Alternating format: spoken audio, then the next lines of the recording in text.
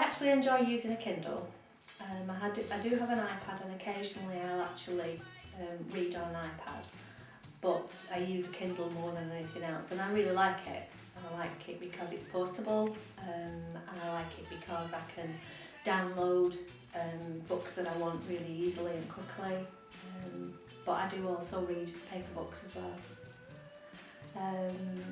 I actually enjoy being able to download books so that I can take them on holiday and those kind of things, because I'm a prolific reader, and if I take books on holiday I would be taking sort of 4 and 5 paperbacks, and that's quite a lot of suitcase room. And I also enjoy being able to just take a small thing with me. I'm not certain that they'll take over altogether, no. I think that there'll always be a place for books. I have a kind of a combination of them. Sometimes I read a printed book, sometimes I use a Kindle, but I actually enjoy going into a bookshop, so I think people will actually enjoy that experience, which might be the thing that stops them from actually disappearing altogether.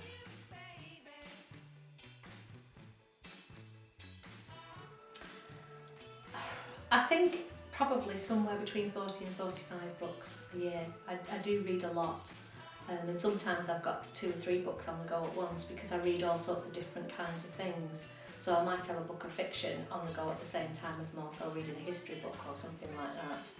So yeah, on average I think it's probably between 40 and 45. Oh golly, what a question. I don't know what the favourite book I've ever read.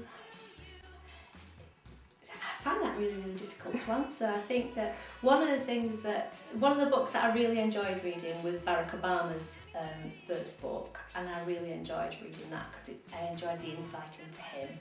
But then there are loads of fiction books that I could say that I'd really enjoyed, and gosh, you'd have to give me about 10 minutes to think about that and to work it out.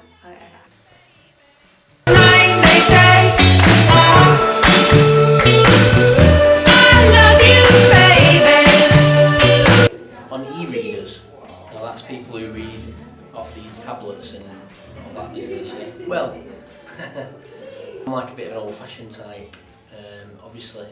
The actual e-readers, is it right you can download books onto them? Any book at all?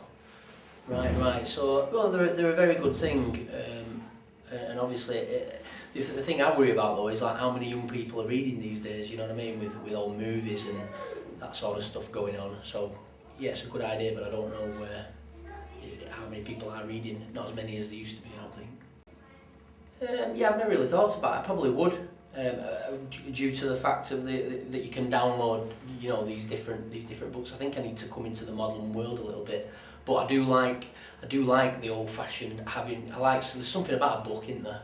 There's something about holding a book and having one. Yeah. So, well, not as long as there's people like me knocking around in the world, because I'm like I said, I'm old-fashioned, not really up with the new generation, and there is something about a book, and I think I'll always, even though there is times I think when these e-readers are probably more appropriate to have than a book, I think I'd always like to read the old-fashioned paperback. God, I could go on for my favourite book. I don't think I could really give you one favourite book. One thing I can say is when I was 15, I'd never read a book before, and my mum was telling me how the world of books had been, open a new thing for me, and she made me read a book which was titled A Matter of Honour, which is a Jeffrey Archer novel, and once I'd read that novel, I've read ever since. I've never not had a book in my hand ever since. So yeah, I've read a lot of Jeffrey Archer's novels, which are brilliant. I'm a big fan of Stephen King, even though I think he's not for everybody. He is some great books like It or The Stand. That's an amazing book. And then I've also read a lot of. There's an author called James Ellroy, and his books are based around fact. And they probably have a few fictional characters in there, but they base it off like the Kennedy assassination and like the rise of Martin Luther King and them sort of books. So yeah, James Ellroy, he wrote other books like The Black Dahlia and LA Confidential, so he's a great author.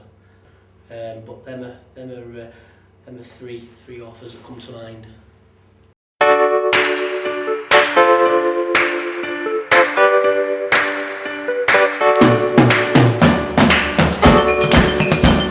On e-readers are very positive. I've had one now for 13 or 14 months, last Christmas, and when I first got it I wasn't particularly happy because I like the tactile use of books, or a lot of thought I did.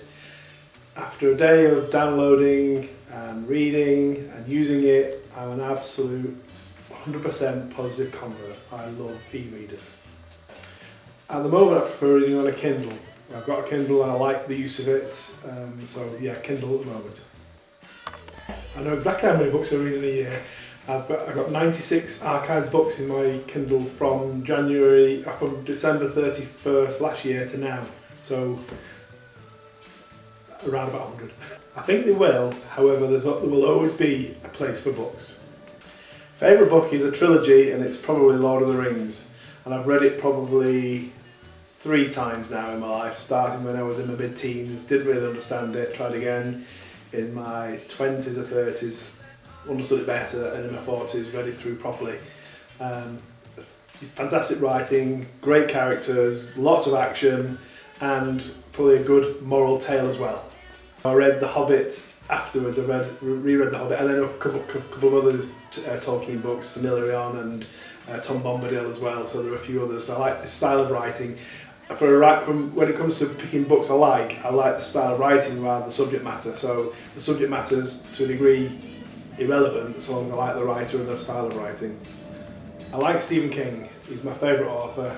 Not just because he writes horror stories, which I do like that genre anyway, but he writes lots of other different things, lots of other different types of novels. And what I really like about Stephen King is his characters. His characters are really strong. They're male or female, irrespective of the gender, they really are good.